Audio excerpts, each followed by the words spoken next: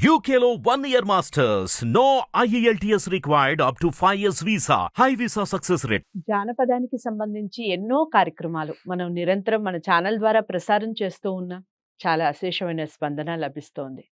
ఇక జానపదం అంటే సందర్భం అనేది ఇది అని చెప్పలేం. ప్రతి సందర్భానికి జానపదులు పాటలు పాడుకునే సందర్భాలు ఎన్నో ఉన్నాయి.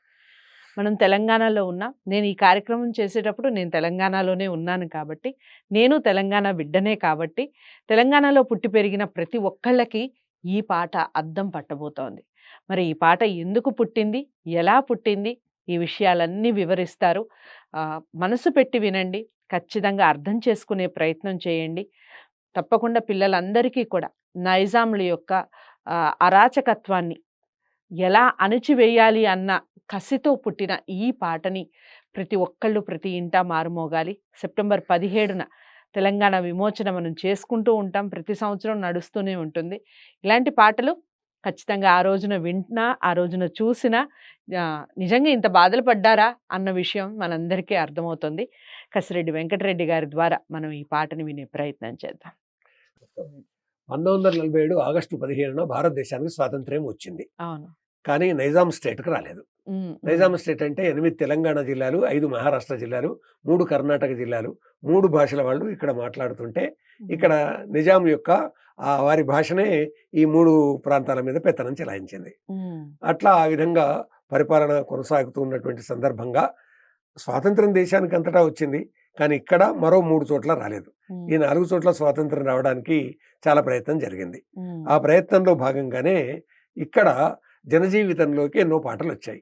అందులో ఈ పాట చాలా ప్రసిద్ధమైనటువంటిది. ఇది బండి యాదగిరి అనేటటువంటి పేరున్న ఆయన బాగా పాడడం వల్ల నల్గొండ నుంచి బాగా ప్రచారం అయింది అనేటటువంటిది చరిత్రకారులు చెప్తున్నటువంటిది. నైజాము సర్కారోడా నా జీలమించినోడా, యమ బాధ వెడితే కొడుకో నైజాము సర్కారోడా, నైజాము సర్కారోడా నా జీలమించినోడా, యమ బాధ వెడితివి కొడుకో నైజాము సర్కారోడా, పండిన పంటనంతా తిండికైన ఉంచకుండా తీసుకెళ్ళినావు కొడుకో నైజాము సర్కారోడా, దున్నాను భూమి లేక ఉండాను ఇల్లు లేక పరదేశం వెళ్తివి కొడుకో నైజాము సర్కారోడా, నైజాము సర్కారోడా నా జీలమించినోడా, యమ బాధ వెడితివి కొడుకో నైజాము సర్కారోడా, కంచారు గార్దులాను లంచగొండి పోలీసోళ్ళ నువ్వు పెంచినావు కొడుకో నైజాము సర్కారోడా, నైజాము సర్కారోడా నా జీలమించినోడా, యమ బాధ వెడితివి కొడుకో నైజాము సర్కారోడా, చుట్టుముట్టు సూర్యపేట నటనడుమ నల్లగొండ ఆవాల హైదరాబాదు తరువాత గోలకొండ, గోలకొండ కోట కింద గోలకొండ కోట కింద నీ గోరి అర్థం కొడుకో నైజాము సర్కారోడా, నీ గోరి అర్థం కొడుకో నైజాము సర్కారోడా, నైజాము సర్కారోడా నా జీలమించినోడా, యమ బాధ వెడితివి కొడుకో నైజాము సర్కారోడా అని ఈ పాట యాదగిరి అనేటటువంటి ఆయన కట్టుకొని పాడాడు. పాటకు వ్యవహర్తలే ఉంటారు, ఇన్ఫార్మర్సే ఉంటారు, కానీ రచయిత ఎవరో తెలియదండి. కాబట్టి ఆ విధంగా జనజీవితంలోకి పాట పాడిన వ్యక్తి పేరే ప్రచారంలోకి వచ్చింది. బండి యాదగిరి పేరు లేదా యాదగిరి పేరు నల్గొండ యాదగిరి అనేటటువంటి పేరిట బాగా ప్రచారంలోకి వచ్చింది.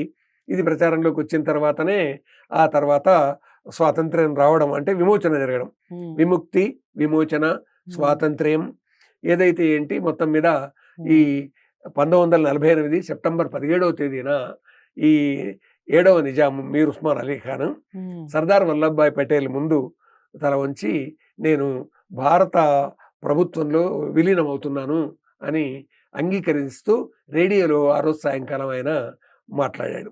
ఆ విధంగా భారత ప్రభుత్వంలో ఈ ఆనాటి 16 జిల్లాలు అలాగా కలిసిపోయినాయండి.